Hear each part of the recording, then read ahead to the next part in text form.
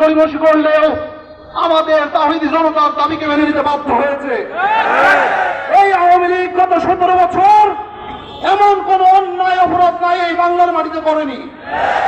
তারা করেছে সন্তানের সামনে মাকে ধর্ষণ করেছে, 4টা গণহত্যা এই বাংলার মাটিতে তারা ঘটিয়েছে। বাংলাদেশ আওয়ামী লীগ বাংলাদেশের মাটিতে তাদের রাজনীতি করার অধিকার হারিয়ে ফেলেছে। বাংলাদেশের মানুষের মন থেকে তারা উঠে গিয়েছে। তারপরে তাওহীদি জনতাকে আমি বলতে চাই, আমাদের ঘুমিয়ে থাকলে চলবে না। আমরা এখনো আমাদের কাঙ্ক্ষিত লক্ষ্যে পৌঁছাতে পারিনি। আপনারা দেখেছেন গতকালকে যে প্রজ্ঞাপন জারি করা হয়েছে, এটা করা হয়েছে বাংলাদেশ আওয়ামী লীগের কার্যক্রমকে নিষিদ্ধ করা হয়েছে, কিন্তু বিচারিক প্রক্রিয়ার মধ্য দিয়ে এদেরকে যে স্থায়ীভাবে নিষিদ্ধ করা এবং এদের যে নিবন্ধন বাতিল করা, এটা এখনো আমরা পাইনি। এটার জন্য আমাদের এখনো লড়াই সংগ্রাম চালিয়ে যেতে হবে। না পর্যন্ত ফ্যাসিবাদকে এই বাংলার মাটিতে নির্মূল করতে পারবো, আমাদের সংগ্রাম চলবে ইনশাআল্লাহ।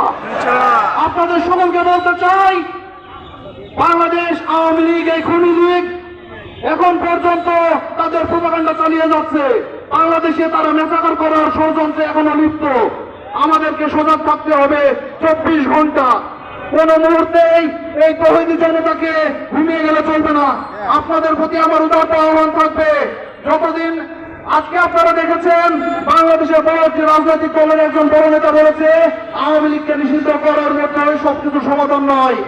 আমি আজকের এই প্রোগ্রাম থেকে বলতে চাই, যে সকল নব্য ফ্যাসিবাদ কায়েম করার চেষ্টা করছেন যারা, এবং এই আওয়ামী লীগের ব্যাপারে যারা সফট কর্নার দেখাচ্ছেন, তারা এই ইয়াং জেনারেশনের কাছে দালাল এবং বেঈমান মির্জাফর হিসেবে উত্থাপিত হবেন।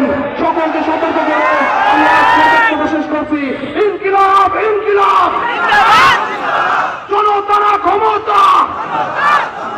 ধন্যবাদ সকলকে।